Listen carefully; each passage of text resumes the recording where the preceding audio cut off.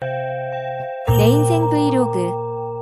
내 인생 맛집을 찾아서, 내 인생 토스트집을 찾아가고, 내 인생 여행을 준비를 하고, 가족들과 행복한 시간을 보내고, 나에게 그리고 우리에게 매일매일이 행복으로 기억되는 날들이 이어지길. 나의 다큐멘터리. 어느 행복한 날에.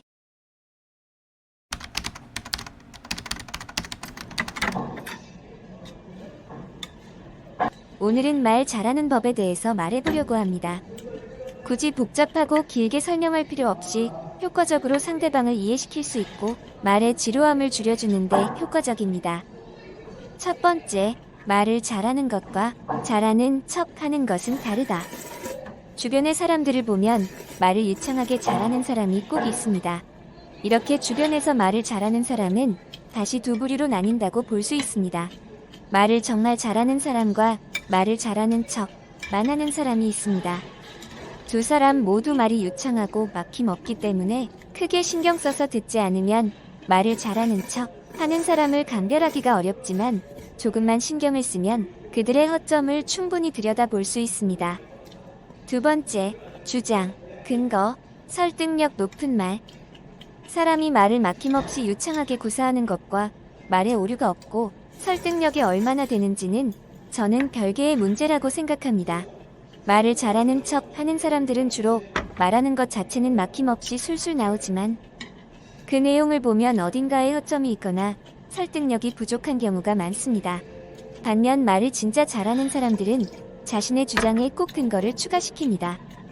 근거란 자신의 말의 설득력을 높이고 허점을 줄이기 위한 수단으로 사용됩니다. 그럼 예를 한번 들어보겠습니다. A. 저는 말을 잘하는 사람입니다. B. 왜냐면 저는 비유적 표현을 잘 사용하고 상대방의 입장에서 이해하기 쉬운 단어를 쓰려고 노력하기 때문입니다. 와 같이 그 주장을 뒷받침하는 A보다 B와 같이 여러 가지 근거들을 함께 이야기하는 것입니다. 한마디로 자신의 주장이 나오고 뒤에는 그 말을 뒷받침하는 근거가 나와야 한다는 겁니다. 여러분도 자신의 주장에 어떤 근거가 있는지 조금만 생각하는 시간을 가져본다면 충분히 말을 잘하는 사람이 될 수 있습니다. 대신 근거에도 조건이 있습니다. 근거는 신뢰할 만한 진실된 사실이어야 하고 주장과 내용의 관련성이 높아야 합니다. 말을 잘하는 척 하는 사람들은 자신의 주장에 근거가 없거나 근거로 내세우는 말들의 관련성이 부족하거나 팩트로 확인되지 않은 부분을 사실마냥 근거로 내세웁니다. 그럼 예를 들어서 이 물건은 당신에게 큰 도움이 될 테니 꼭 써야 됩니다. 라는 판매원의 주장에 근거를 더해서 왜냐면 제가 써보니 좋았기 때문입니다. 라는 말을 해주는 것은 근거의 진실인지 상술적 의도로 지어낸 것인지 확인하기도 어렵고 설령 판매원이 스스로 물건이 좋았다고 주관적으로 느꼈을지라도 구매자가 좋다고 직접 경험해보고 판단하는 것은 또 다른 문제이므로 주장과 근거의 관련성도 떨어지게 되는 거죠. 판매원이 물건을 팔기 위해서는 사실적 근거와 이론적 근거로 나뉩니다. 사실적 근거는 즉, 실제로 겪었던 경험을 근거로 내세우는 경우입니다. 이번에도 예를 들어 나는 지금 기분이 안 좋아 라는 주장을 할 경우 왜 안 좋은지를 말해야 합니다. 왜냐면 방금 배달 온 치킨에 닭다리는 하나인데 목이 두 개였거든. 과 같은 식으로 말이죠. 그러니깐 상대방이 공감할 만한 경험적 이유가 될 수 있는 말입니다. 이론적 근거는 자신이 직접 경험한 것은 아니지만 사람들이 일반적으로 받아들이는 상식, 기준, 명언, 속담 등등등. 예를 들어 저는 타고나는 것보다 노력하는 것이 훨씬 중요한 요소라고 생각합니다.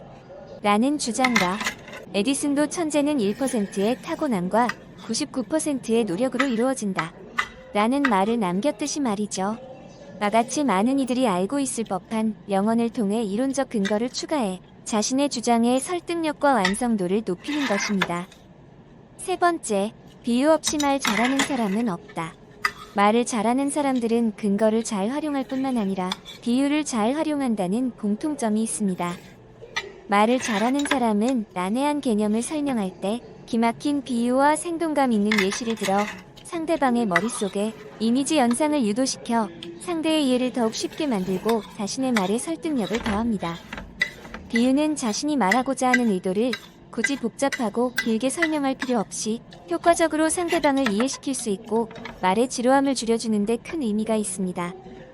예를 들어 그녀는 상대방의 말을 듣다 부끄러운 감정이 일어나 교감신경이 흥분되고 아드레날린 분비가 늘고 심장박동이 빨라지며 모세혈관이 확장돼 얼굴이 붉어지는 증상이 나타났다. 라는 말보다는 부끄러워하는 그녀의 얼굴은 사과처럼 붉게 변했다. 나같이 비유 하나로 문장을 간결하고 이해하기 쉽게 만드는 거죠. 이런 비유에도 꼭 필요한 조건이 있습니다. 첫 번째, 비유는 상대의 입장과 배경을 꼭 고려해야 한다. 비유의 목적이 상대의 이해를 돕는 것이기 때문에 상대방이 잘 알고 있을 개념을 선택해 비유를 들어야 합니다. 상대방이 비유를 이해하지 못하면 아무것도 소용이 없기 때문입니다. 두 번째, 설명하려는 것과 비유는 꼭 관련성이 있어야 합니다. 그래서 상대방이 듣자마자 이해될 정도로 직관성이 있어야 합니다. 마지막으로 말을 잘하는 사람들은 웬만해선 애매하고 모호한 말을 하지 않습니다. 말의 설득력과 논리가 있으려면 주장이 깔끔하고 명백해야 합니다.